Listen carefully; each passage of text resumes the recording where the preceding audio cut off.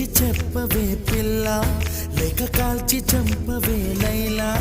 నా జీవితం నీ కనుపాపలతో వెంటాడి కవేటాడొద్దే. లేదని చెప్పా నిమిషము చాలు, లేదన్న మాట తట్టుకోమంటే మళ్ళీ మళ్ళీ నాకొక జన్మే కావాలి. ఏమి చేయమందువే, ఏమి చేయమందువే.